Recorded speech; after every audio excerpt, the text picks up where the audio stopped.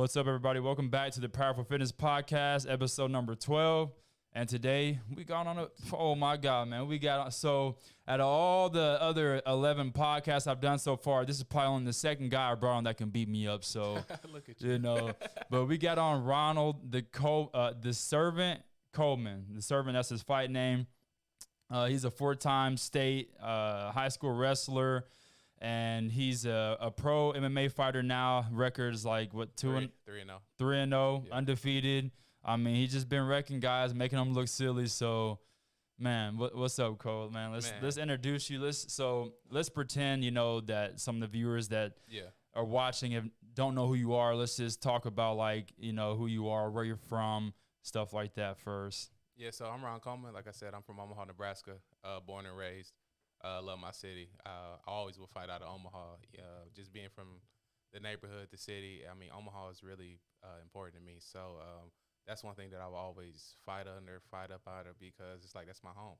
Like I said, I was a four-time state Nebraska high school wrestling champ. Been wrestling since I was 2 years old. Come from a rich wrestling family. My dad. Wow, since you were 2? Yeah, my dad was a 2-time state champ as well. Okay. My sister. She actually lost in the state finals in high school against the boys. Is that the sister that I met? Yeah. Which she's a fighter as well. Mm-hmm. I seen she just fought in, was it Bare Knuckle? Bare Knuckle, yeah. So actually, that's my other sister, Josette Cotton. Shout out, she just won her belt. But I got another younger sister who was a wrestler as well. And I said wrestling is just a big part of our family. It's just how people go from basketball or football, like wrestling. And notice I say wrestling because so when we first met and you were always saying wrestling, I thought you were saying it as a joke, because when I'm joking about wrestling, I'll say wrestling, because wrestling to me is like WWE, the fake wrestling. So every time you say wrestling, I'm like, why is okay, hold on. He's not joking. That's how he actually says it. But to me, it's always been wrestling. Yeah, so to me, anybody can wrestle, but not everybody can wrestle. That's so funny. It's a different, you'll meet guys like, hey, you wrestled before? Yeah, I wrestle. So I'm like, oh, I know you're not a real wrestler. But I think that's just where you're from. Because to me, if someone said I wrestle, I would be like, what? That's not, that's so funny. Yeah, so I mean, it's just one of the things. And then, everybody thought I was stupid when I tell this story. They was like, you was a 4-time state champ, you didn't wrestle in college? I was like, no, I did my last match, and football was in my heart. And there's no money in wrestling. Like, it was never my dreams to go to the Olympics, so I chose to go to Southeast Missouri State to play football. And a lot of colleges try to backdoor me, like, Nebraska, Iowa, and all those guys. It was like, hey, we give you a wrestling scholarship if you would just come out here and wrestle for us. Then you could just walk on to the football field. And I was like, I don't want to walk on. I want to play football. And it's like, well, right now you ranked. Hey, will you turn your mic down over there? My mic down? Yeah, turn your mic down. It's number 3. And it was like, right now you ranked, top 5 in the country in wrestling. Like, you too good of a wrestler to be at our school and not wrestle. And I was like, nah, I want the football scholarship. So why'd you want to play football? Because it's money, Oh, okay, money, right. NFL, right. And I never want to go to the Olympics. So it's like, what, you gonna be a college wrestler, and then what? So like my dreams was to go to NFL, and I felt like they was trying to backdoor me. So I was like, look. What do you mean by backdoor you? Like, try to call my bluff. Like, he's not about to turn down this scholarship. He needs to come wrestle for us, and this, that, and the third. And he could walk on and play football. And I was like, you know what? Another college offered me a football scholarship. I'm gonna take it. And Southeast Missouri State did that, and I was like, boom, I'm gone. So how long did you play football for them? 4 years. Really? I redshirted my first year, started the next 4. And then I received my degree in human environmental studies, minor in social work. And then as of 3 years ago, well, probably 4 years ago now, I did my master's degree through Grand Canyon University and got my psychology degree. So that's kind of like a small. So why didn't you? Why didn't you go to the NFL or whatever? What? I actually had a good opportunity. So my senior year, I played good. I did the combines, and I didn't get drafted, which I knew that wasn't going to happen. Coming from, not technically coming from a smaller school, but just the position that I played, I was a fullback. And unless you're that caliber, Alabama, D1, running back, fullback, you really got to make it into the camps. And I had a couple calls where it's like, hey, we got 2 fullbacks on roster. If they don't make it through, then you can definitely come. So it gets to be about July, And my agent hits me up, was like, hey, we got this developmental league that they want you in. And I was like, all right, cool. But at that time, my son was about to be born. And, you know, me and my wife had moved back to Omaha. And I was faced with a decision like, okay, do I take this chance and not make money and hope that we make it? Or do I take care of my family? And to me at that moment, it was a no-brainer. Like, Right. it didn't happen how we thought it was going to happen. Nobody's responsibility to take care of my family but mine. So I went and got a job and started taking care of my family. Wow. Okay. Wow. That seems to be the story of a lot of athletes. You know, same with John Jones. You know, he was wrestling in college, and then all of a sudden, he said his scholarship got stripped once he had a kid. So he picked up MMA. What made you want to like start doing MMA? When was your first like ideal to even do MMA? So to explain that, I got to explain the backstory. So when I was 15 years old, Houston Alexander, UFC veteran, he does bare knuckle now, but he came to me when I was 15 years old, right before he fought Keith Jardine, his first UFC fight. Okay. And they were just trying to put a team together because up until that time, Houston was just knocking people out, doing local shows, and he was just pretty much knocking people out. And so it was like Keith Jardine was supposed to fight somebody, and that had got canceled. And they hit Houston up with like 3 weeks, like, hey, you want to take this fight? And Houston was like, yeah. He didn't even have a full team at the point. So like I said, I was well known. By that time, I was already a 2-time state champ. I'm 6 foot 215, you know, as a sophomore. And they hit me up, was like, hey, we got this fighter. And I knew Houston in the community, but I didn't really know him like that. Right. So they brought me in to be his wrestling partner. So Houston literally, I hate to say babysit, but he took me up under his wing. So my career starting in MMA was actually being Houston Alexander's wrestling partner, training partner. He took me everywhere. He took me to California, Chicago, all the places he used to go train during that time. Like, he took me with him. And me and Houston still rock to this day. So that was my introduction into MMA. And then, like, training with guys like, you know, Derek Manner, who has a fight this weekend in the UFC. Training with guys like Anthony Smith since I was 15, 16 years old. Like, all of these guys that I've always been around, you know, it was just kind of normal, right? So that was the start of my getting into MMA. But my actual decision to actually fight came about 3 years ago. And it's actually because of your brother. So me and him, I had known him, and he had hit me up one day. And at this time, I'm at a low. Like, on the outside, everything looked good. It's like, I'm coaching high school football and wrestling. I work at the alternative school as a counselor. Got the wife, got the 3 kids, just finished my master's degree.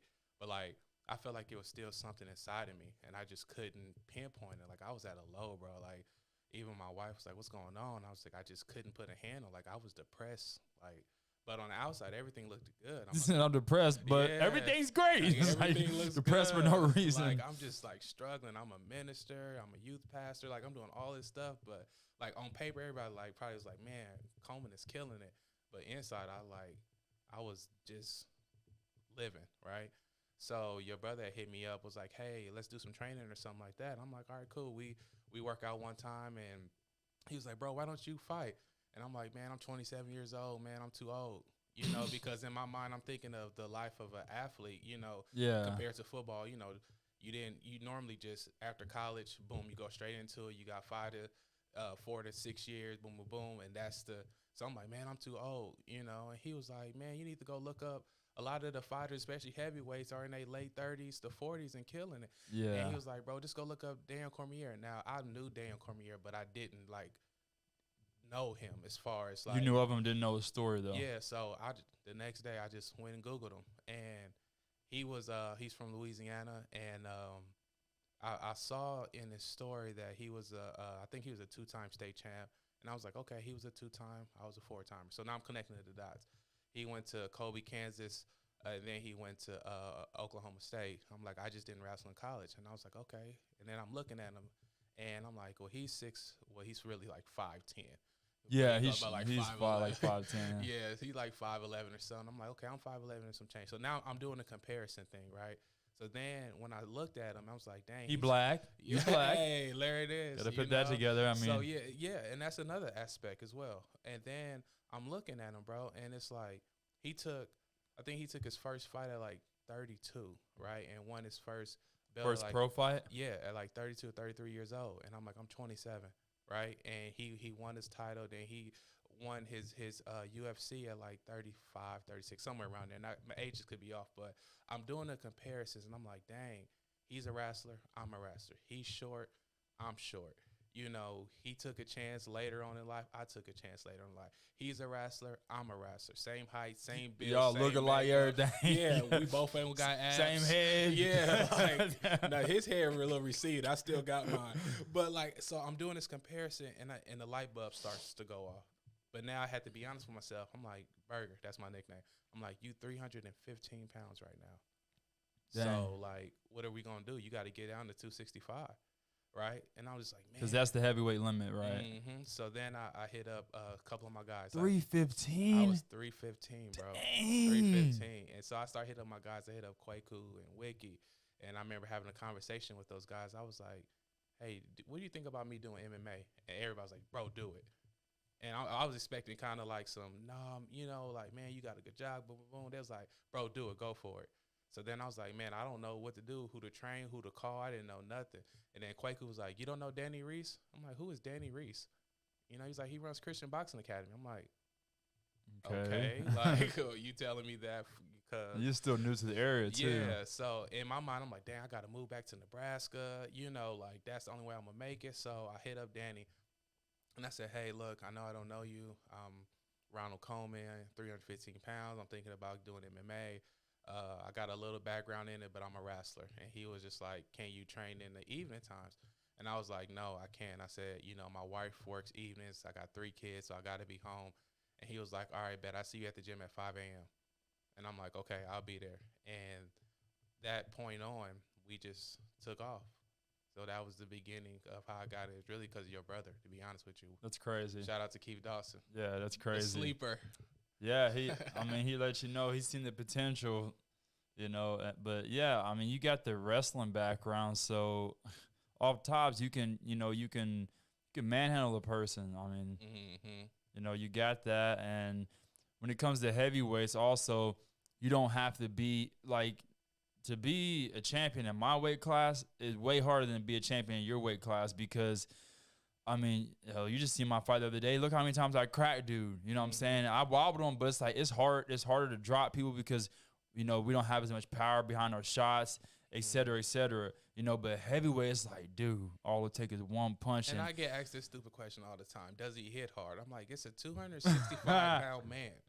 What do you mean, does he hit? No, he hits soft. Like, it's a heavyweight. I don't Come care on now. if he looks like Jello. He's still a heavyweight. Yes. 265-pound man hitting you. Yes, it hits hard. Like, yeah. You know, but you're right, though. And I understand the division as far as, like, heavyweights. Everybody says it's not a lot of heavyweights, which is true. You know, Right. for your guy, it's probably like, 6-1, or 10-1. You know, it's a lot of willies out there. You're not disrespect you. Whoa, hold on. As far as the weight class. There really ain't, though. 6'1". Well, I mean weight class wise. 160 sturdy. I'm talking about weight class wise. but yeah, I know that the pace for me is definitely been fast track, and my main thing, I'm just trying to stay in the moment. But it's been a blessing, bro. For real, I'm enjoying this journey. And coming from a guy who was raised in the inner city, raised around all the gangs, drugs, all of that, and respectfully, I never had to fight. And then to get into a sport that I am fighting, everybody was like, man, you stupid. You ain't no fighter. You ain't this. I'm like, but I love to compete. And that's what it is for me. Like, I'm so glad that I don't have the anger attached to fighting, because I love to compete. So to me, when I'm out there, it's really a science. You know what I'm saying? Right. So, like, I don't have that, I got to knock this dude out. I'm like, I don't care nothing about And, that. dude, that's such a good thing because I've watched so many fighters get pieced up because of that. They have a game plan. They can go out there and dominate. Like, they're even better than the guy, but they get hit hard one time, and then they just let that take over, the anger, and, they just fight dumb. You can't. When you're mad, you never think clearly. No, show me a person that's furious, and let's see if they can think critically. They can't. When you mad, I mean, think about the difference in how you act when you mad and not mad. Exactly. Like when you mad, you do things that you would never do if you were clear headed. I didn't punch the wall before. Like, the wall was like, right. My dad said, "What does that help?" Right. Like, what's that do? Now your hand broke. Right. But so you were talking about, that feeling that kind of like depressive emptiness feeling you was having, Yeah. do you feel that MMA has like filled that for you? 100%, bro. Like I had to like what it was for me. Like I've been competing since I was 2 years old, and then at 21, everything stopped. Right. And I'm sorry, no disrespect to people, but the fulfillment of teaching kids wasn't enough. Don't get me wrong, I love teaching kids. I love training. I love wrestling. I love coaching. I really, really do. But if I be honest with myself, it wasn't enough for me. Right. So And that's because you still are able. I feel like when you get older and your body is not able to it, and you spent, your whole life competing, eventually you get to a point to where now it does fulfill you to train others. But when you're still young and you still have that fire in you, yeah, and you see like look, come Friday or come Saturday when we go to the fights, I know that I'm gonna leave there pissed off because you want to fight. because I want to fight. So I'm saying I can't just go and watch. I can't just watch people fight and not want to fight. Like I want to be the one fighting. Like I want to fight. So yeah, I mean, if I was to quit now, like if I had to quit, oh dude, it would be devastating because I want to fight so badly. Like the feeling is just there's nothing like it, man. The glory you get from it and the self satisfaction, like it's crazy, man. It's like a drug. It's very, very addictive. It really is, and it's crazy because somebody asked me, like, "What is it like?" And I said, "I got to give you the negative aspect first." I said, "It's such an emotional dump. Like whether your fight was 3 rounds or 30 seconds." I said, "When that fight is over, I mean, you are so like emotionally dumped. Like, oh my god, because you sit here and train 6 to 8 weeks, and by the time you get to the fight, it's like, man, I just want to get in a case for this to be over." And I was like, I've never felt that emotional dump, because with football and wrestling, you got something every single week, right? Right. But like with this, it's like you literally focus on one thing for 6 weeks or 8 weeks, and it's just like the emotional dump is just like, oh my gosh. But as far as the fight itself, I said, man, you can't describe, you just in there. And especially, when you own game and you own point and like this man can't do nothing with you. Not because you just physically dominate, just because you just Because you're better. point. Your technique, everything, you seeing it and you talking to yourself while you in there. I'm like, that right there, that level high, oh my gosh, it's amazing. Yes. Yeah. But see, in that dump you're talking about, I feel like I have felt that after some fights, but now here more recently, I have not been feeling that dump at all. Like I fought, a few days ago, and I'm floating, bro. Every day I've been waking up just like going back and watching the highlights and stuff, watching my fight, and I'm floating right now. Like, Yeah. like I'm trying to pick fights for everybody. Yeah, and I think that'll come in time for me because, like, even though I am 3-0, I only fought 7 times. Right. You know what I I'm fought saying? that's my 24th fight. Yeah, I had 4 amateur fights. Right. So it was just like I know my pace is a little faster, accelerated. But that's the reason why I'm really just trying to stay in the moment because I don't want to get too far ahead. But I know that I always have to be ready for what's coming. So that's why I'm focusing on my body, and we'll get into what I'm focused on in these next couple of weeks. But yeah. So what's next for you? Do you have a fight scheduled yet, or right now you just training prepping for when one pops up? Right now I'm just training. So, I just had my fight with LFA, and that was my first LFA fight. And, man, it was just phenomenal. Just being in that atmosphere, being under that organization, and just having the opportunity to compete. So what I really wanted to do was this. So after each fight, I always get back up to like 280, 285. Yeah. And then I'm like, dang, I got to cut again. Now I got to cut again. Now I got to cut. And I got to cut and prepare for a fight. Cut and prepare for a fight, right? Which is normal, but I don't want that to be my normal, right? So I just told myself, hey, after this fight, I'm not scheduling no fights. I'm literally going to focus on me and my weight and get into where I feel like I'm going to be a complete fighter. I don't feel like I'm going to be a complete fighter always cutting that 20 pounds. I feel like I need to get down to about 245 and then level out from 245 to 255. Like allow that to be my wiggle room. Allow that to my body to naturally, form at that weight. Create that discipline where I can stay within those 10 pounds and transform my body. So right now I'm in the cutting phase of that right now, and that's the only thing that I'm focused on. It's been amazing not to have to focus on fighting and weight. Like, I want to go into this next camp. Like, I'm already in shape. My weight is already down. Now let's push my cardio. Now let's push my technique. Let's see how much better shape we can get in and not have to worry about wearing a sweatsuit or wearing a hoodie and not eating and worry about my calories. You know, like, I just want to strictly focus on fighting. What's like the leanest body fat percentage a heavyweight can walk around at? Like, I mean, what's you got some monsters out there like Francis Ngannou probably within the tens. So if you got into that, like around that area, how much do you think you'd actually be walking around at? At that time, I would still probably stay around two in between that 245 and 255, because here's the thing. So you could be walking around as super lean, yes. 250 to 260, like, and not have to worry about cutting any weight at all. And that's the plan. So okay, that's what I'm working on now. Right. Drop down to 245, then slowly build it up, where I can be comfortable at about 55. You know what I'm saying? And that just looks normal. Like, that's my normal weight. Right. Instead of 285 being my normal weight. Right. You know? Okay, yeah. That's definitely what I would try to do if I was a heavyweight. I mean. And plus, I want to keep it professional, because I look at it like this. With me being an LFA, right? Say they got a big fight coming up and on a big card, and somebody drops out. And they're like, well, we got this Coleman kid. And I'm just sitting here, and then it's like, well, dang, I'm 280. I got to cut real quick, you know. And it's like, dang, you should have already been ready. Right. You know what I'm saying? I would love to hop on an opportunity like that. Like, hey, I know this is last minute. Dude dropped out, boom, boom, boom. Are you ready? I'm 100% ready. Right. Already on weight, already I mean, if you're a smart fighter, I mean, everyone should be like, I mean, that's how I train to be as well. And if you're training properly to where you're training a couple, like, if you're training very hard and then, like you're ramping up for a couple weeks, and then you get to that point to where it's like your body, everything is starting to like ping, boom, shit popping off. You're like, okay, then you coast down for like a week or two and then back up. No matter where you're at, like if you've just been training super hard and they say we got to fight this weekend, you can say, okay, bet. And you no more hard sessions for that next week.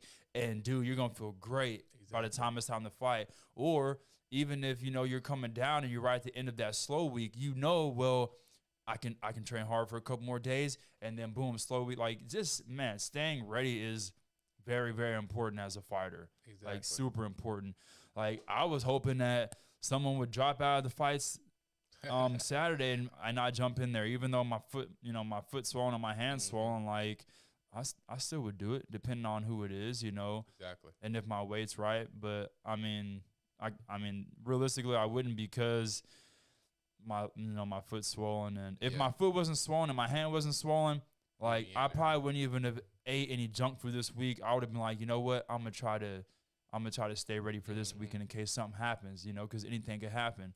But I hurt my right foot. I went and worked out today, and I was like, why did I just do all that? Because my hand was super, like, dude, my hand is pretty fat right now. Yeah, I can see it. And my foot as well. So, I got to let that heal up. But yeah, I'm fighting December 10th. Awesome. And then I just got word earlier today, the Black Tie and Boxing organization, they want me to fight. They want me to be their main event January 21st. So that's love. Another belt, and That's it's going to be love. my first main event. So yeah, it's going to be boxing?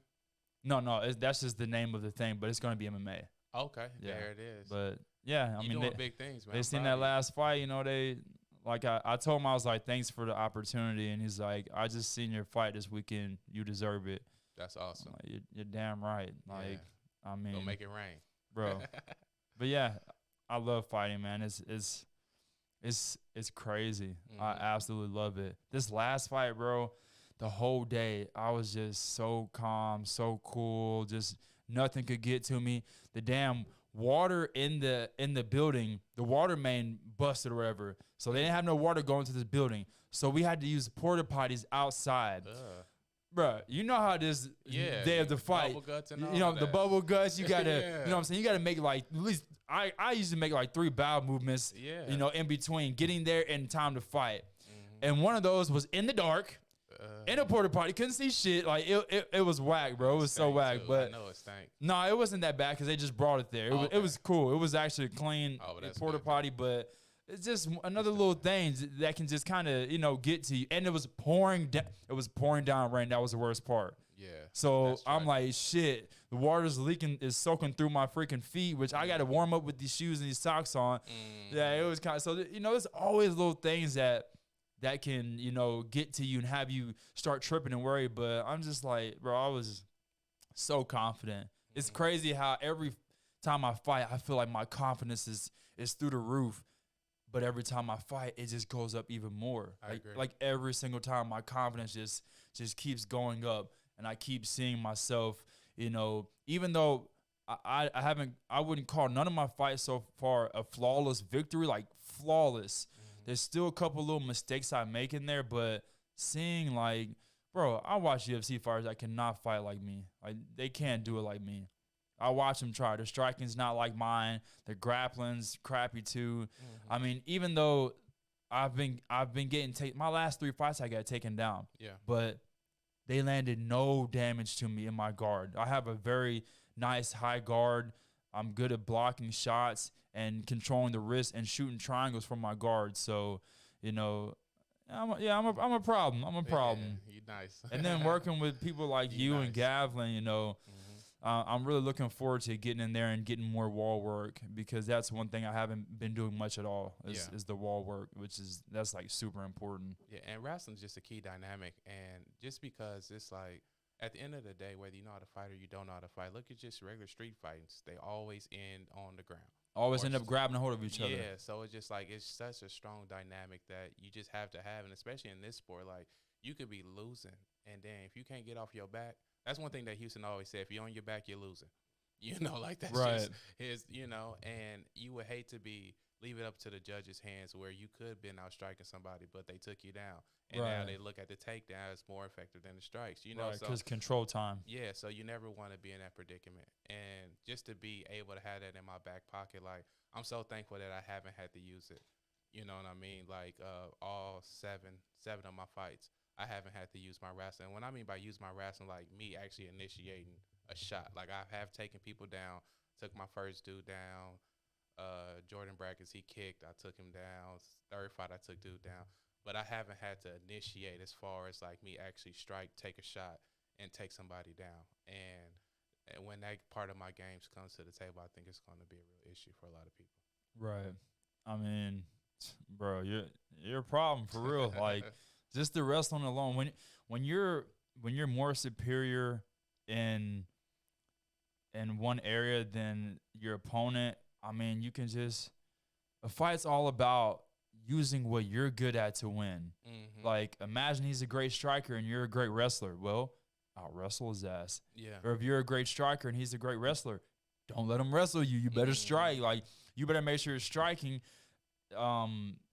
cancels out his wrestling, vice versa. So, and that's why, honestly, so when I started training with Danny 3 years ago, I told him, like, I literally just want to box. I want to work on my striking. And then that's when Gavlin had came in the picture too, and we started mixing up with karate and stuff like that. But I didn't want to be known as the guy who just goes in there and takes people down. Even though I am a wrestler and I'm not putting my ace in a hole in my back pocket, but I had to put it on the shelf. That way that when I'm in there, I don't want to ever be in a position where it's like, man, I got to take this dude down. And that right there just goes to show how intelligent, you are, because there's so many people that have been fighting for years and years and years, but they only want to work on what they're good at. Like, that's all they want to work on. Like me right now, I mean, I always want to work on everything. I never really go through times where I want to work on one thing more than the other.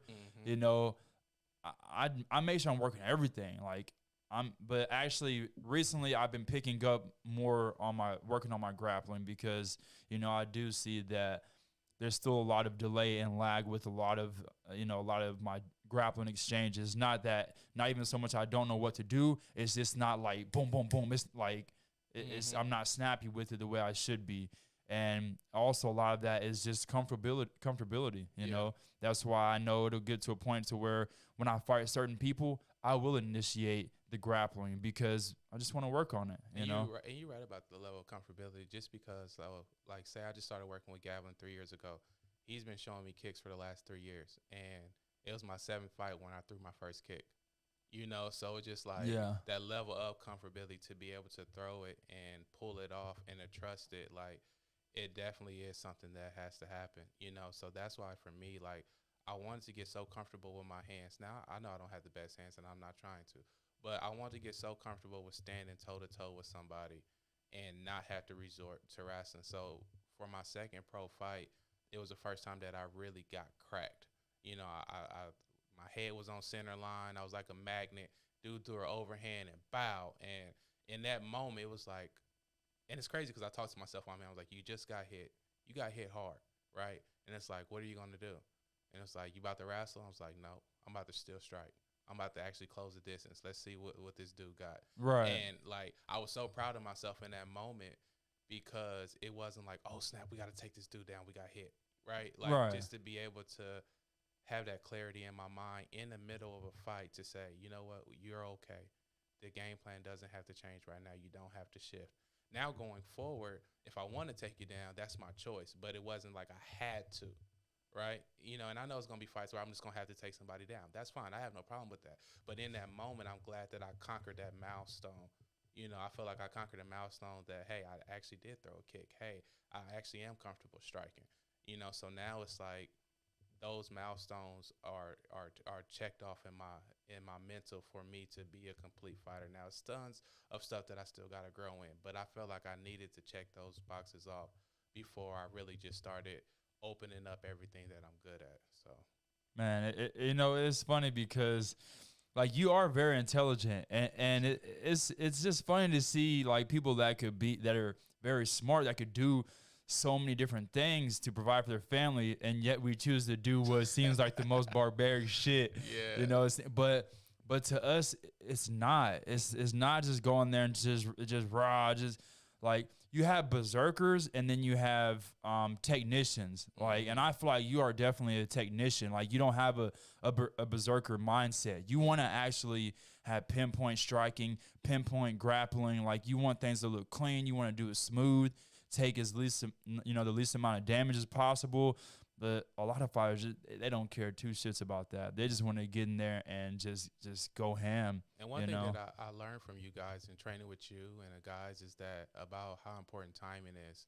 And what made it synopsis for me was that it correlated to wrestling. Like, wrestling is all about timing. Yeah. Right. So when you guys started working with me on timing, it was just like, even though it was a physical delay of how to actually do it, the understanding of it, I knew. I was like, okay, just like wrestling, the timing aspect, the science part of it, right? So that's, for me, is what really helped me. You know, when you guys kind of elaborated, it's not about how fast or how strong can you be on time with your strike. So when you talk about pinpointing, like, that's what I do. I literally try to be on time with every strike that I throw.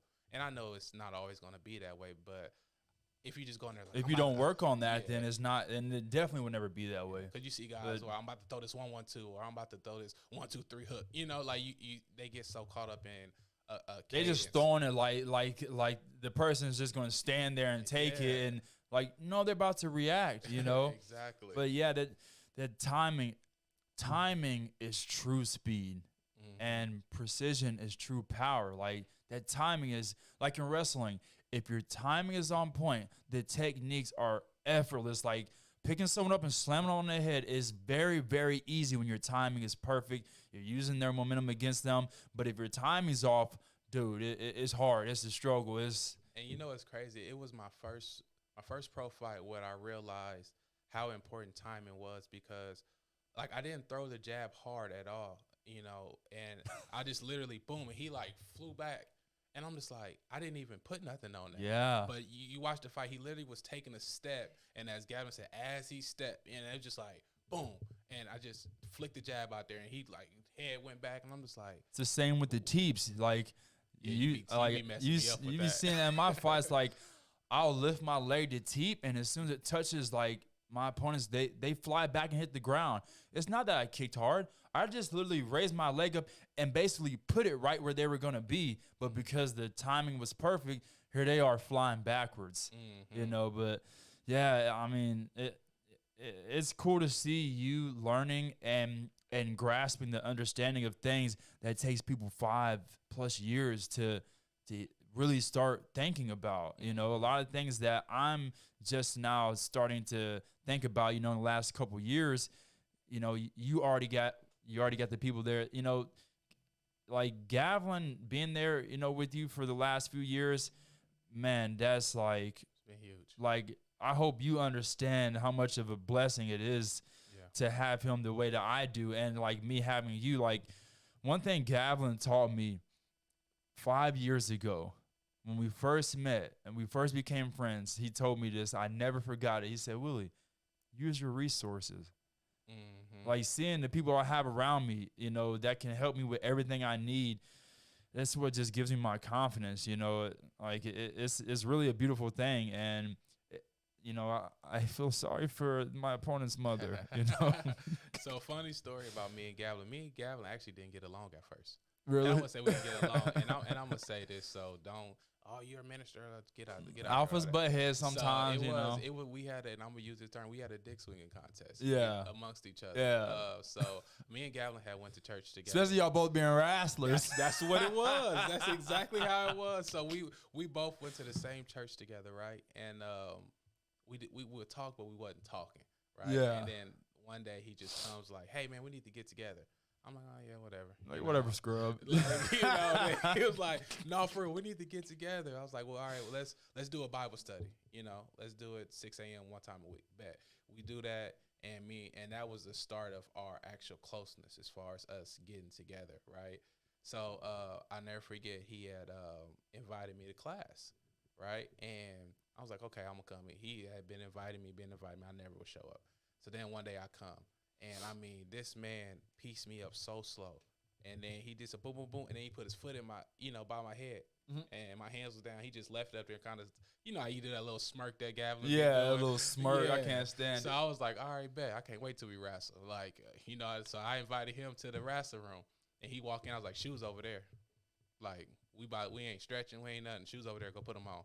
You couldn't wait. Boy, you a bully, man. I swear, because I was once again, we had that alpha thing going. Yeah, but you bigger, so you know it don't matter. Yeah, well, it does matter when wrestling. No, don't. It does, because I got some skinny guys that can go. Like if you take me down, it's never gonna mean nothing to nobody. You take me down 1,000 times, no one would ever look and say, "Wow."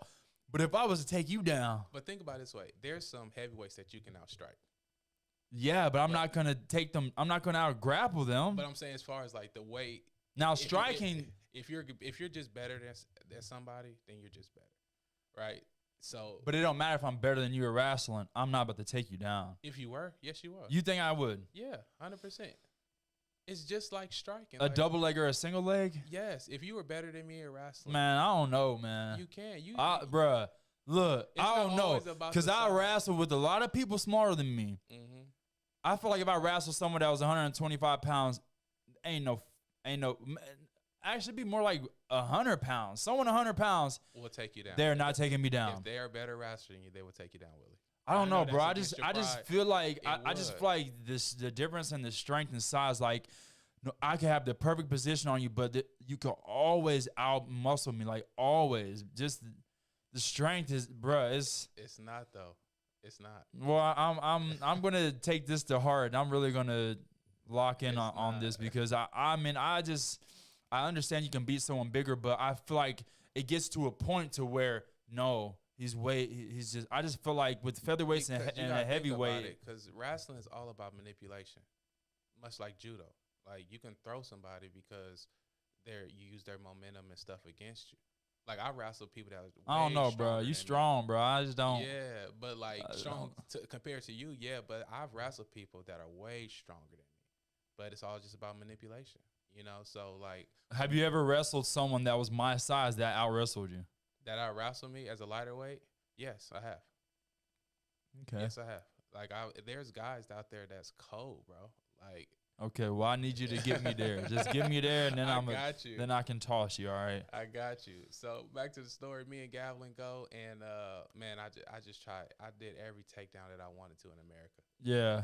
And like I said, it was an ego trip. He told me about that too. He told me about it. So yeah, we go. I could tell by how he spoke about it that you. I mean, he told me that you out wrestled him. And then he also brought up your size as well, and I was just like, "But Gavin, you big too, bro." So yeah, we do that, and then it's crazy because then that built our brotherhood. Then it's like Yeah. the wall slowly started coming down, and then me and Gavin, man, thick as thieves. So I remember when we first met, I was just like, I don't really, yeah, we don't really care for each other at all.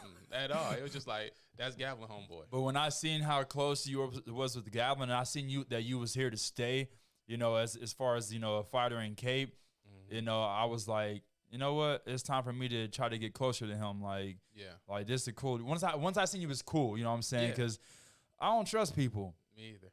You know, I just don't trust people. And you know? honestly, what it was for me was just same as you. You know, when you were in a community and you know people already look crazy at you because you're an outsider, right? And then when you start having success, then it looks like, oh, well, you just trying to be better than us. It's like, no, I'm trying People be to hating. learn. Like y'all know stuff that I don't. Like I'm only 3 years in the game, you know. And back then I was only a year and a half in the game.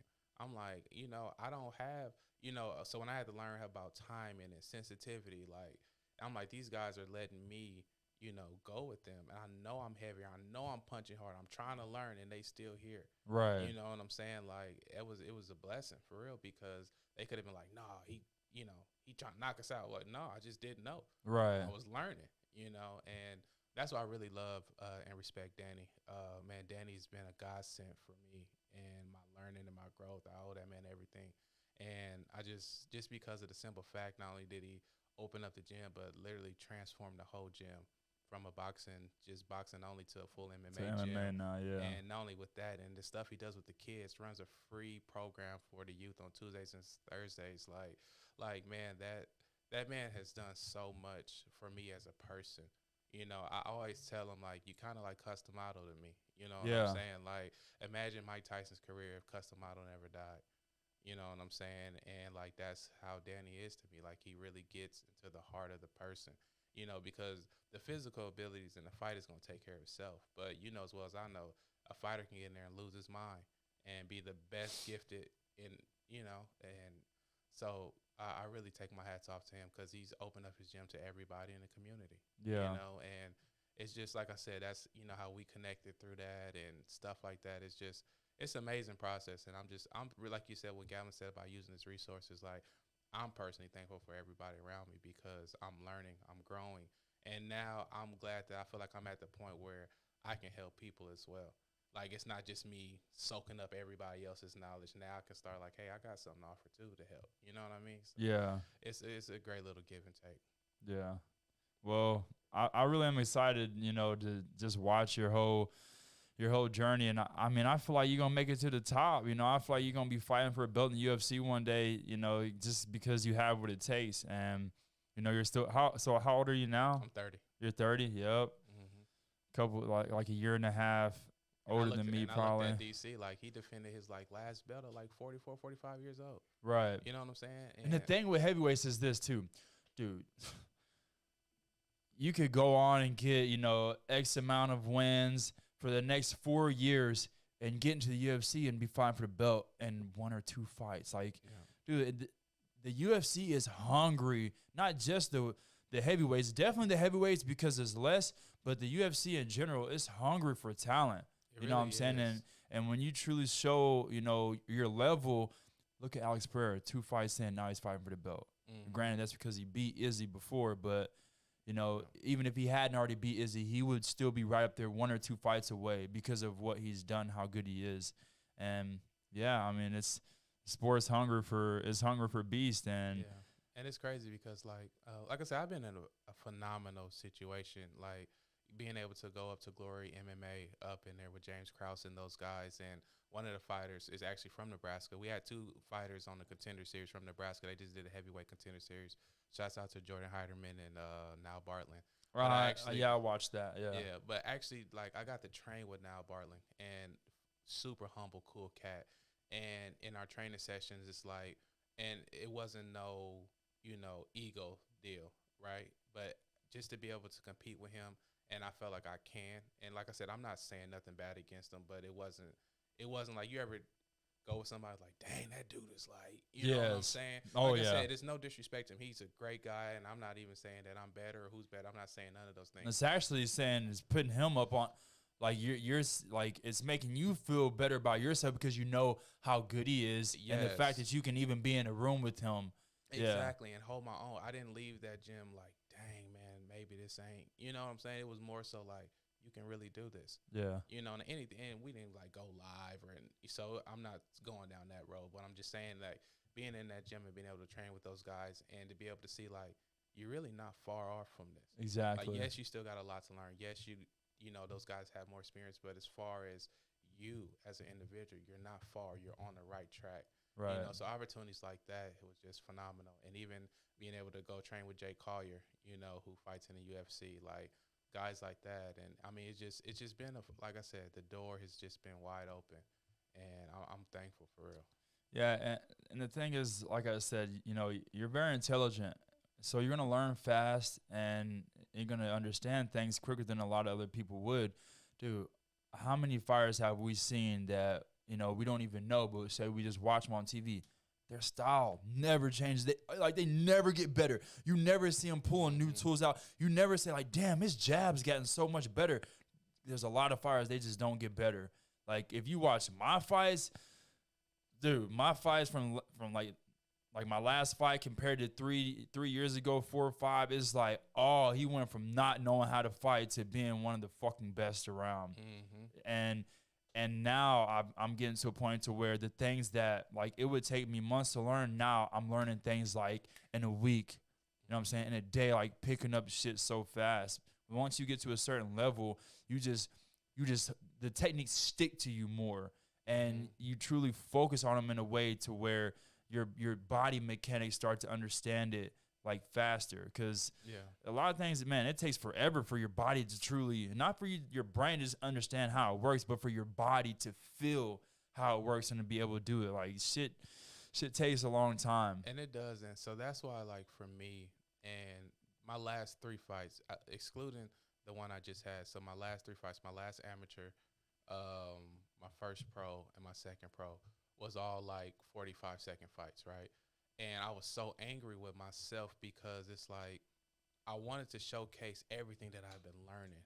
Like when I'm in a gym, I'm patient, I'm moving around, I'm sticking and moving, but it just wasn't clicking. Once I got in the cage, it was like, he swung, get him. Yeah. Right? Like, but then I would leave the fight so upset and mad, like, dang, you rushed it again. Dang, you rushed it again. Like, I'm glad with the victory, but I'm on myself. Like, dang, you rushed it. So it was kind of looking like I'm just a brawler. And I'm like, no, that's not really who I am. Like, so in this last fight, you know, that I just had, I was so thankful that I took my time, that I was relaxed, and I was composed. And the first exchange wasn't the only exchange. You stop mauling people and knocking their asses out, you might get a little ring time. Yes. It'll be like me, man. My last 3 MMA fights, I went all 3 rounds. Nah, look, I don't care about the rounds. If I can get in and get out, But no, you're a pro. So you're a pro. You're getting paid. It's, bro, getting there and being bow. But for me, like you know, my MMA instructor was telling me for the last 5 years, like, he would always say, don't finish in the first round. Don't finish. At least take it to the second round or the third. And I'm like, dude, I want to get in there and put my foot on the gas. He would tell me not to. I'm like, you know what? All right. And when I started trusting that more, I started becoming more patient. And now I'm getting a lot more ring time. And like last Saturday, I could have put my foot on the gas more and really tried to finish him. But even after I hit him with a flurry, piece him up for a whole minute straight, let off the gas a little bit, take my time, pick my shots, and I know that level of patience I'll definitely need as a pro because it's 5-minute rounds now as well. Yeah. So, I mean, I definitely been pacing myself well in my fights, but it's that fine line, like knowing when to pop into the next gear, to go from 3rd to 4th gear, and when to go from 4th gear to 5th.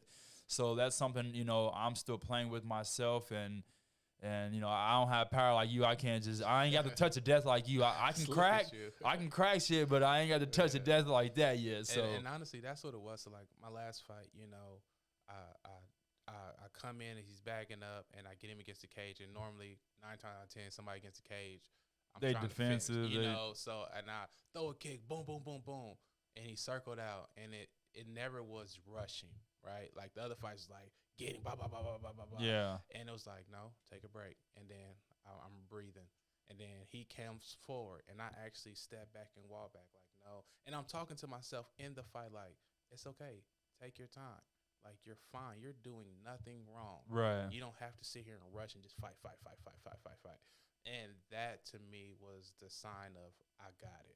Yeah. Now, that doesn't mean I still don't got a lot of stuff. I still got a lot of stuff to work on. But You once got again, that, though. You got the patience, yes. the calmness. Yeah, and I'm in the fight. I can actually hear my corners. 7 fights in, the first time I'm hearing my corners. The first time I heard their corners in a big LFA arena, right? And I'm like, I can hear their corners. I can hear my corner. Like, it was the first time. So it's like things are slowing down. Yeah. And I'm like, I'm so grateful that that is happening. So, Yeah, that's when fighting started to become fun for me when it slowed, dude. Because I mean, even if you go out there and finish them fast, however the fight goes, if you feel like the whole time you feel like you're freaking your adrenaline spiked and you're just all scrambling inside your brain, it's not as fun, and you don't feel like, you know what I'm saying? Because how do we all want to feel? We all want to feel like. Like the guy in the Kung Fu movie where someone throws a punch in there and it's all slow motion, like exactly. Like that's how we want to feel. So when it does start to slow down and we can hear our corner and their corner, yeah, it truly becomes like you truly become a great martial artist and competitor. Like man, it's such a good feeling. There's really no explaining it. I mean, I can explain it, but to feel it is just a whole nother thing. It is. And it really is. I mean, dude, I love it. That's like all I can really even say about MMA anymore. Like, I just keep thinking to myself, like, I really love this. I love every freaking part of it. The walkout, the fight afterwards. And yeah, I just been really embracing it more and more. And I mean, I'm gonna keep knocking fools out and just, raising that ego. Yeah, and I love how you talk about the embracing side. So for me, and I really kind of want to write a book about this, just about embracing every single emotion, you know, because you're going to be in positions where you have to embrace fear. You have to embrace doubt. You have to embrace insecurity. You have to embrace victory. You got to embrace success. And I think for me, so this actually happened. My second fight was the first time that I kind of experienced fear, in a way of not fearing a person, but the fact outcome. that somebody's really trying to knock you out and kill you, right? Like, it was never about the individual. It was just the fact that this is the reality of the sport that you in. Not a joyous thought, you know? You know what I'm saying? Like, so I had to, like, man, you got to deal with this emotion. Like, you have to. Like, you can pray about it. You could trust God. It's nothing against that, because that's what I do. But I still have to deal with this emotion. I still have to face this. So what I started doing was literally accepting the fact that fear is real, accepting the fact that doubt is real.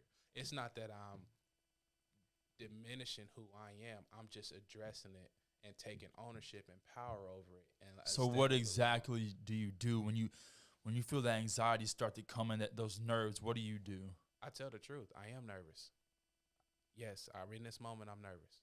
I know this moment is not going to last the whole time, but right now, I am nervous.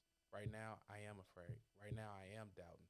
And then when the confidence comes, yes, I am confident. Yes, I do believe that I'm about to knock this dude out. Yes, I do believe I'm about to be victorious. And it's nothing wrong with me believing in myself. So what happens is that for some people, and Gavin gets on me about this all the time, and Danny does too. It's like, when are you going to start believing that you are that dude? Yes. Right? It's almost like a false sense of humility. Like, you downplay who you are to try to stay humble. Right. And humbleness is and humility is really believing in yourself. No, and it's not just, oh, well, I'm not that good. No, you are that good. But I'm not boasting in the fact like, hey, ain't nobody about to beat me. I can't be beat. I'm just believing that, hey, you know what? I did put in the work. I've been consistent. I did all the work. It's okay to believe that I'm ready, and I believe that I could. There's nothing wrong with that. It's okay to believe that I'm about to be victorious and that I can be. If you don't, you shouldn't be fighting. Exactly, because it's a dangerous game. So in those moments, yes, I've accepted fear. I dealt with it. It's close. I accepted anxiety. I dealt with it, because what people do is they get anxious before the fight a couple of days, and they just, I ain't worried about it. Well, now They're trying not to that think about stuff it. is built up, and now you backstage shaking because you done buried something that you should have just dealt with, right? So that's what I like. You know, the different stages of grief through psychology. I kind of want to write something just about the different stages of fighting. Like you got to go through the fear cycle, the success factor, the loss factor, the fact that this man can hit you with one shot. Yes, that's true. I accept it. Now move forward. So that's what I do now. I accept the emotion, I accept the thought, and then I move forward. And pass Serenity. Yeah. Accepting it. See, I feel like this. A lot of people, they confuse being humble with being scared. Yeah. Being humble should not make you be scared. Exactly. Being scared is gonna make you be scared. Oh. Yeah. So it's like Yeah. it's like you can be humble and still be 100% confident in yourself, and you have to kind of have a even if it's a false sense of security, even if you know, like, okay, for example, the guy I just fought, wrestler. Is wrestling my strongest field? No, it's not. I got taken down my last 2 fights. Like, and this guy's even arguably a better wrestler than the last 2 guys I just fought. You know what I'm saying? He's been taking everybody down. He's done submitted 3 people, knocked another guy out. Like I know, humbly, yeah, he's probably gonna take me down. He probably can. You know, ain't no telling if he can hold me down. I know I'm hard to hold down. And it's like, this guy's probably going to take me down. And guess what? Round 1, got taken down. But that didn't change my I was confident that even getting taken down, either I'm going to submit his ass or I'm going to scramble to the top and I'm going to ground and pound or I'm going to get back up. And look what happened. Like, just because a person can beat you at something, that they might be better than you at something, that don't mean nothing because we about to get in there and fight. Yeah, because like, anything can happen. Like, you just gotta be like that. That confidence is everything, man. But bro, how weird does it feel backstage when it's about time for you to walk out? Why your body feel like? I swear. Why does my body feel? Why do I feel like a ghost right now? Man, that's. Why do I feel like a fucking ghost? So I'm gonna tell you what happens with me. What's happened these last 2 fights for me. So like I said, I go through all the stages of all of that stuff. And one of the final stages I go through is that I'm giving myself permission to hurt this person. Like, and that's not for everybody as far as how they have to address it. But for me, you know, like I said, not growing up fighting, been around it, been through plenty of opportunities. But like, I don't have that background. Even though I was around it, people, I was always bigger than everybody. And because of my heart, I was nice. So I was cool with everybody, right? Right. So I literally have to tell myself, it's okay to hurt this person, right? It's okay if you got to elbow this man in his face. It's okay if you got to knock this dude out. It's okay if the ref don't stop it, then you just keep punching and you keep punching. If he fall unconscious and the ref ain't jumped in, it's okay to keep going. Like, I have to give myself that okay. Like, there's a small part of you that still feels like you're doing something wrong that you shouldn't do. And it's like, I got to give that person permission to go ahead and do what needs to be done.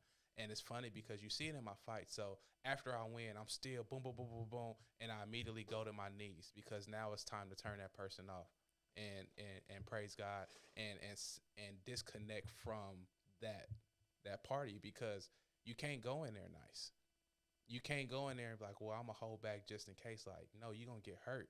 No. You know what I'm saying? Yeah. So when that backstage part, and the reason why I bring all that up, so these last 2 fights, like, bro, I've been in tears backstage, you know, and so, like, not my last fight, but the fight before, I'm sitting there, I'm believing in myself, like, I'm going through it, like, and I'm finally at that place of peace, and I literally just start bawling, like, in front of everybody, just crying, and it's just, like, getting that last little bit of weight, whatever it is, I couldn't even put a finger on it, and after that happened, bro, I'm like, oh, it's go time, and then my last fight, my dad came to me, and it really got me. Like I said, first LFA fight, and he was like, son, he was just like, and I posted, now listen, this is literally, I'm on deck.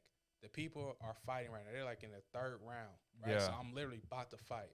So he comes to me and was like, son, I want you to go out there and fight for you. You do all of this for all these other people, for me, your coach, your teammate, your wife, your children, like go out there and make you happy. Like go out there and do it for you. Like be the best you, right? And I'm just balling, right? And it's just that last little bit of dump. And then get out there and it's like you said, I'm on cloud 9 at that point because I'm like, somebody in trouble. Yeah. You know what I'm saying? Not in a prideful way, but like my mind is clear. My heart is at peace. I've given myself permission to go ahead and do what needs to be done. And I got nothing to worry about. Somebody in trouble. You know, like that's what I'm telling myself because I'm there at that point. Like ain't no turning back. It's not turning the light switch off. It's not turning the light switch is on. Every light in the house is on right now. And we about to go to work, you know, and it's like, that's the part that I feel like people don't understand, you know, because they be, my wife has said this, she was like, you be looking like so cocky, like you just kind of like, you know, your chest is up, you just. Well, yeah, shit. Like, I'm in that mode, like, man. How is you supposed to? You be like all hunched over, like, I really hope I win this one. Yeah, like in that moment, I just feel like I've eliminated the possibilities of being touched. I know I'm going to get hit, right? But I eliminated the fear of it. It's just like Same thing I do. Hey, I get stolen. That was a lucky ass shot. I ain't even laying that again. Yeah. Everything he do to me is luck. Mm-hmm. Like, all right, you got lucky on that one. I got something for you. I really hate the build up. I hate it so much. You up there 2-3 hours before. You gotta start to love it. I hate the build up. If you tell yourself you love it, embrace that feeling. Tell yourself like, oh yes, and knowing that this is what separates you from the hundreds or thousands of people watching. They can't go through that time and time again. They don't have the courage for that or the love, the want for that. So just like embracing that feeling, like, bro, I've been embracing it. Like I love it. When I start feeling that feeling in my body, feeling like I'm heavy but also weightless, like, you know what I'm saying? Like, and it's even to the point, it's funny because Gavin's like, man, we got to warm you up a little better. And I'm just like, I don't want to warm up at the time. I want to throw 2 or 3 punches, throw some kicks, do a takedown, and I just want to go sit down. Like, I don't want to warm up. I just want to get in the cage. But it's like, man, you got to get over that too. You still got to warm up. You still got to push yourself. You still got to sweat. And I do. But just like you're right. I do. Get over that. You got to get over that physical and that mental hill of not, for me, it's not wanting to be tired, not wanting to waste my energy. I have to get over that. We know we can go for hours, bro. Yeah. We can go for hours. So I have to get over that as I'm warming up. Like, I don't give a fuck about getting tired. I don't give a fuck about nothing. I got energy to go for days. I'm finna warm up, and I'm finna show myself right now backstage what I'm about to go out there and do to him. And then I just do that. And, yeah, the build up and the warm up has been feeling just so much better. Like, man, I just be in the back like, I bet that motherfucker's over there shaking right now, and I'm back here like I just got shot up with some steroids or something. I'm feeling like I'm about to piece this guy, and I'm warming up. And when I warm up, everyone is watching. People that's about to go out and fight, people that's fighting at me, everyone's watching me, and I know everyone's looking like, oh fuck. Because ain't no one warming up like me. I warm up a little different than everybody else. And then they just see like, oh, shit. Yeah. The other guys that's about to fight is probably thinking, shit. They probably make them feel better knowing they're not fighting me. They're like, damn, because, bro, I'll be in the back moving, bro. And I don't care if I barely got any space. If people in my way, I'm running into people. I'm bumping into people. Mm-hmm. Like, get out of my fucking way. You see me warming up. I don't say nothing to no one. I just start doing my thing. I'm moving. Like, y'all best get out the way. Mm-hmm. And yeah, bro, it's been beautiful. The last fight, bro, it was something else, man. I wish you could have been back there seeing me. You've been like, damn, Will, this dude, I was on one, bro. I was ready to go. I was fired up, so confident. So tell me why my opponent, we talk about flipping that switch, you know, like wanting to hurt, having the intent to hurt. When we got called to the center before the fight started, you know, we touched gloves or whatever. As we touched gloves and we're about to back up, we're staring each other down, right? And he says, "You have very beautiful eyes." And I start smiling super big as I'm backing up. I'm like, I'm about to kill this guy. What is he talking about? What are you talking about, bro? I'm about to fucking strangle you, bro. I got beautiful eyes. I'm just like, am I fighting? Like, get in your head. Come on, man. I'm like, is this dude, is he trying to get in my head or is he not taking this shit seriously? Like, I'm about to punch your face in, and you're telling me he's literally said. Let me interrupt you. Not punch, kick his face. Kick his face in. That's what you did. Kick his damn nose to the back of his cranium. He says you have very beautiful eyes. I started smiling so big. I'm like, this dude, man, what's he? Hey, well, this day and there, people like what they like, so. Oh shit! Ain't no telling. them wrestlers, you gotta watch out. You said it right the first. Them wrestlers.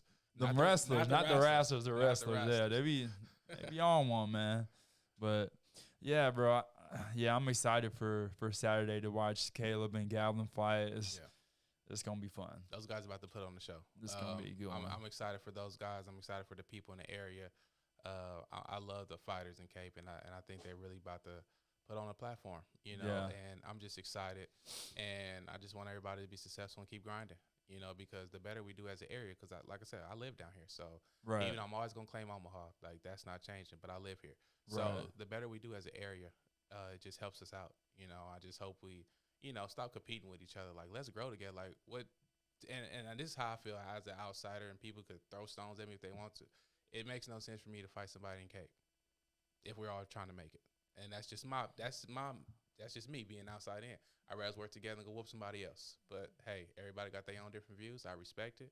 What if they got the belt and you want that? Man, listen, you do what you got to do, but this is just me. Because I want the 145 belt here, and go get it. And somebody else holds that here. So and you got to do what you got to do. But I'm just saying, like for me, like I just wasn't about to fight somebody in Cape, especially if we can work together to make it. But like I said, that's my understanding of it. Now, I understand the different teams, the different aspect. You got somebody that you don't train with, ain't cool with, boom, boom. You got to do what you got to do. But I say all that to say this. It's for the area to get better. That's my whole reasoning behind it, because but you don't train with everybody around here, though. That's the thing. I know, but I'm saying for me, holistically, I want the area to be better. You know what I'm saying? Like, I don't want just my team to be successful. Like, I want everybody to be successful and be like, damn, them people down the Cape is taking names from St. Louis. I don't really care about that. Well, you know what I'm saying? Me, you know, Gavlin, Caleb, the people I train with, yes. But if they live here in Cape and I don't train with them, I could give a shit less. If they in my weight class, they can only be one champ. They can only be. Then by all means, and the way I see it, bro, I mean, I'm a very self-centered type of person, and I want people, when they talk about Cape, I want them to say like, oh, that's where Willie Henderson's from. Like that's that guy there. I mean, I want to be the guy. Yeah, and there can be other guys here, but I want to be that guy. It's 100% nothing wrong with that. That's why I said it's just my view. Right. Like that's just me.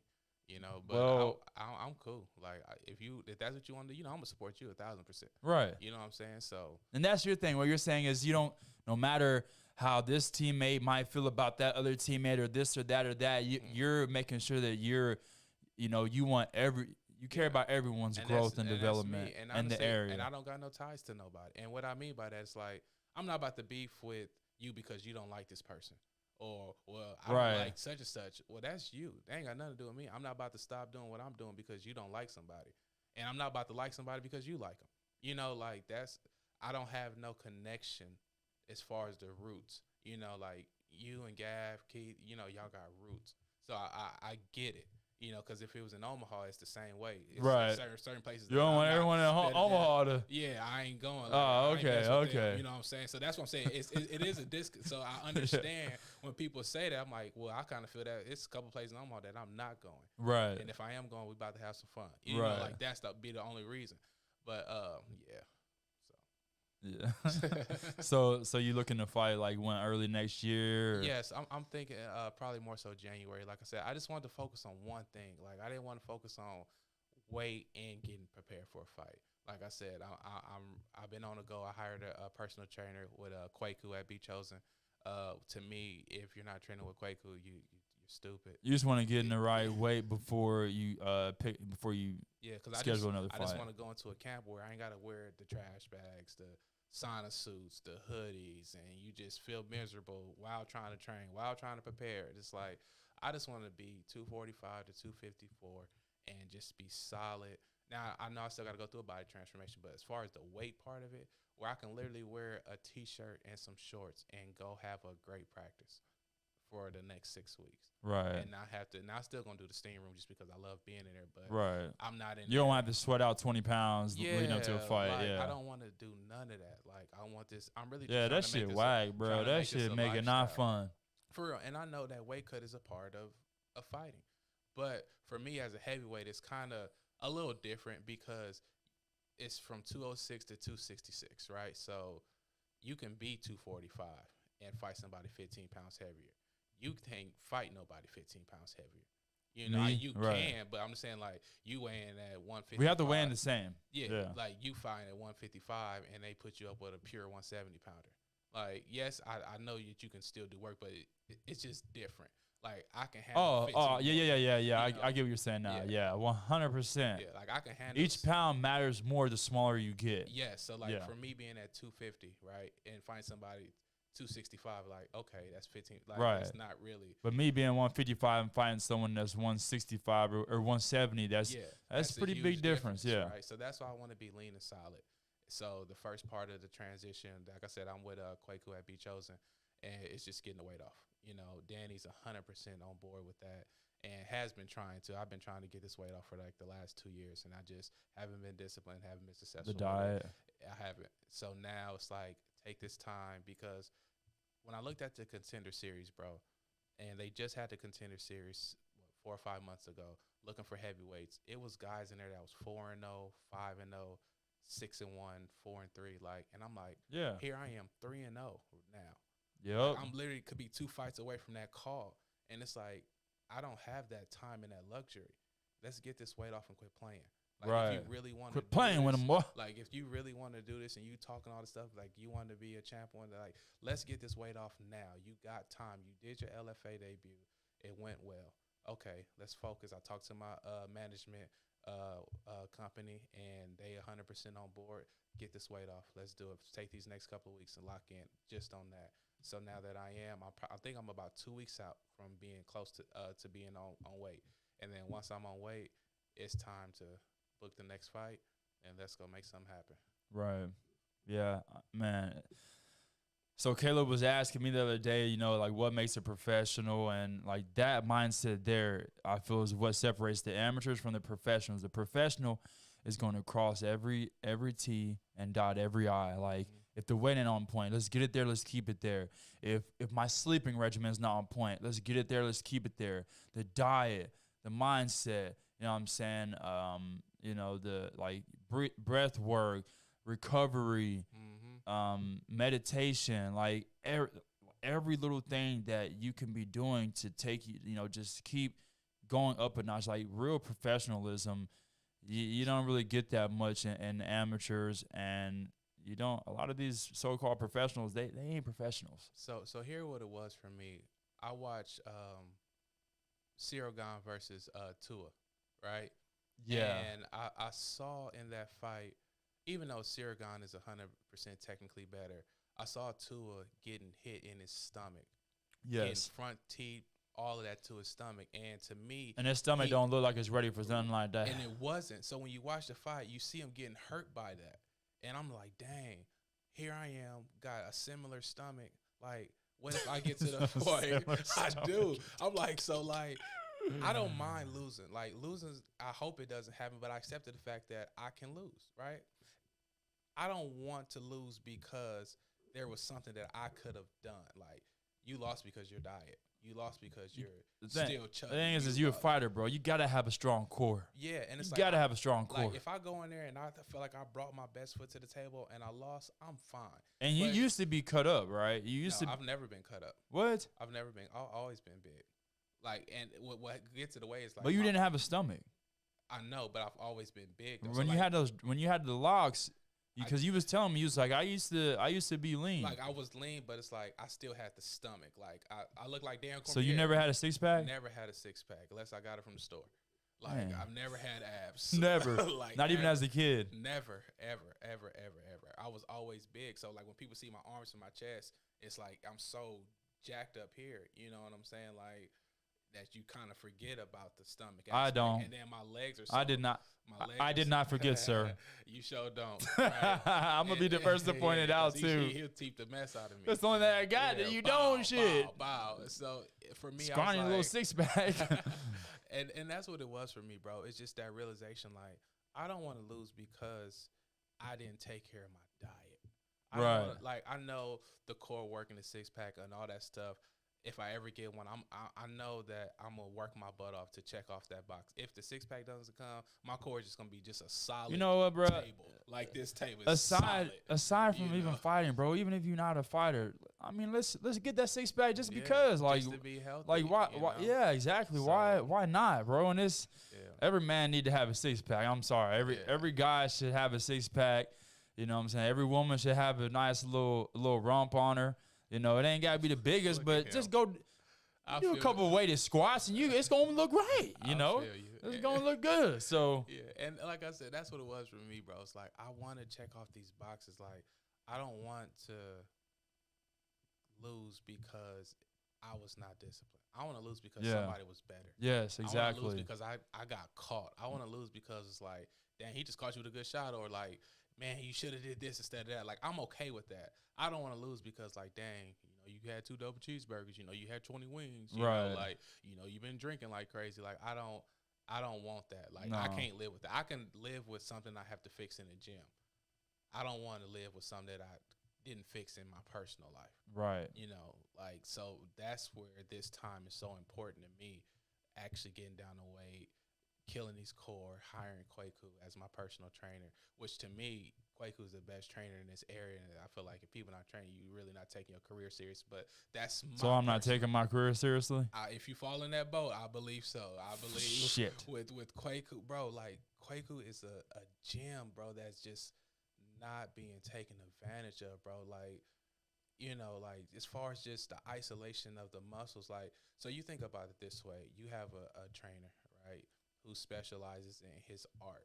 Mm-hmm. Well, this guy, like I specialize in wrestling, he specializes in training your body to get it to this most elite level. I specialize in that as well. Yeah, look at you. I mean, I do. I mean, this man, like, specializes. I feel like the only thing, not the only thing. I feel like the main thing that he could do differently for me that I can't do for myself is just be a little bit more push during the workouts.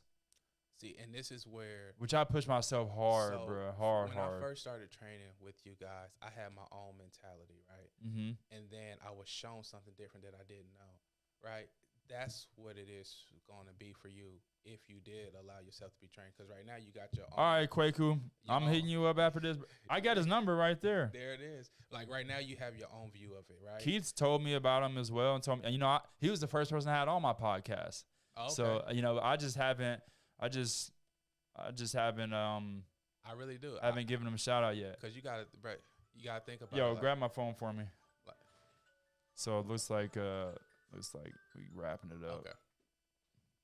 Dang, man, I really wanted us to do have a nice little 3-hour one for real, but that's all right. But I do thank you, Willie. Like personally, shouts out to you.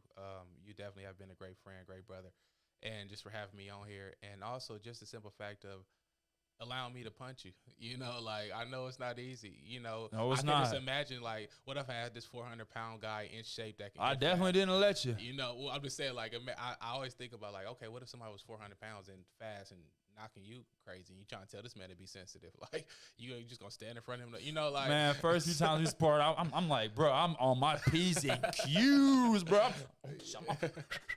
I'm like, I can't let him land one punch. Like, that's all it's gonna take. But you surprised me how fast you were able to, be sensitive and feel yourself, and have the control of the speed and power. Because that's hard enough to do for smaller guys, let alone a big guy. Like, bro, I can only imagine, because it's not easy for me, and I'm a toothpick.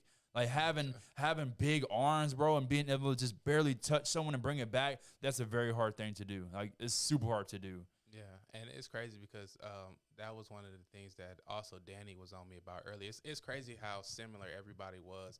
Like, you don't have to throw everything hard. You don't have to throw everything hard. Like, you can beat somebody up with grace. Like, meanwhile, you're not even trying to. You're not trying to. It's like, I'm not trying to. Remember, I used to apologize for everything. I'm sorry. Yeah. I'm sorry. Like, because I was literally, I'm like, I'm not throwing hard. Then Gavin was like, bro, you just got to realize you're a heavyweight. Yeah. Like, so even yo not hard is still hard. And yo not hard and someone walking into it, like, that's why, like, if we're sparring, I have to make sure, like, man, if you're throwing a punch and I'm going towards it, I better hurry up and get going the other direction, because going into it, that's when you really get hit with a stiff one. But but yeah, bro, I've loved training with you, seeing you around, and you've definitely been a major factor to benefit to the Cape Girardeau fight scene. And you're definitely going to help put Cape on the map and show that you can be living in Cape Girardeau and become a world champion and be a straight beast. So, let's all do it together. Is there any, so you want to give out any shout outs? Really, honestly, yeah. Shout out, like I said, to Danny Reese, man, at Christian Boxing Academy. Just all that he does for the community, for the kids. To me, that's the biggest shout out, just because, like, man, like, it's going to come a time where our time is up. And them kids that come to that gym, are going to want to be future fighters. And then we get to pour into the next generation. Like, it's nothing to take away from our career, because we're still grinding. But one day, we're going to be that Danny Reese. Right. And, yeah, 100%. Hopefully we have a big MMA gym here. Yeah, and I actually want to grow one as well. So whenever that time comes. But, like, shout out to Danny Reese. You got sponsors you want to shout out to? Yeah, shout out to, like I said, Be Chosen. Shout out to Twin J up in Omaha, Nebraska. Shout out to For Real Wireless, Omaha, Nebraska as well. Shout out to my team, Christian Boxing Academy. Shout out to my management, DC Management under Andrew Train. I just respect all those guys. Shout out to Positive Souls down here in Cape Girardeau with the shoe game. They doing it. They doing some big things. Like I said, I'm just extremely grateful. Shout out to We Live Weekly is another podcast in Omaha that does a great job with. Yeah, I think I watched that. Yeah, they do a great job. Like I said, I'm grateful, bro. Like, I had a lot of great people around me. Shout out to the man upstairs who blessed me with this talent and this ability. I'm so thankful and humble. That's why I go by the servant, because I never want to get to the point where I don't serve. And my heart is towards ministry. My heart is to speaking. I want to be a fighter speaker. I want to be like the Eric Thomas of MMA. Like, see Eric Thomas doing his motivational speaker, but I want to do that with the gospel, or just with teaching, or just with helping and fighting. Like, because you don't see that. Like, you got guys who, in the NFL or NBA that praise God, but you really don't see that in MMA. Like, I know some guys that we you do. But, I mean, it's more like people like, okay, yeah, we know Tim Tebow. And it's like, okay, well, a regular guy. The Muslims are really the ones that really, let it be known, like, they're giving all the praise to God, So that's just what I want to do, and just want to share my heart while I'm fighting, and not get this big old career and then say, hey, I'm doing this. And like, no, this is just who I am in my makeup. So just shout out to everybody. Shout out to your show, bro.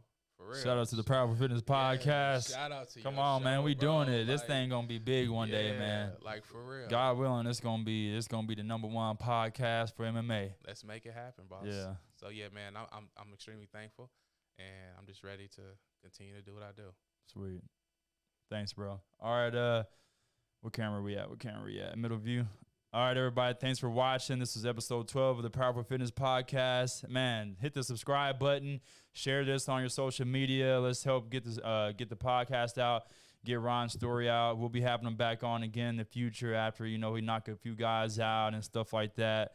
And, so T-shirts, I still got more left. So these were, I was just going to do a limited edition, but what I'm going to do is I'm going to continue to ordering these in, and I'm going to drop the price. That way, because, a lot of people. You take food stamps? Hey, we'll talk about that. We'll talk about that. But I'm going to drop the price on these to like $35, make it more affordable for people, which, these aren't cheap to make. And I was trying to make a certain amount of profit off them, obviously, for my business. But I'm going to drop the price and just hopefully sell more. So hit me up if you need one. My website's almost finished. It's not on there yet. But once I got that finished, y'all be able to check that out. And the website's going to look cool. So be ready for that, too. It was just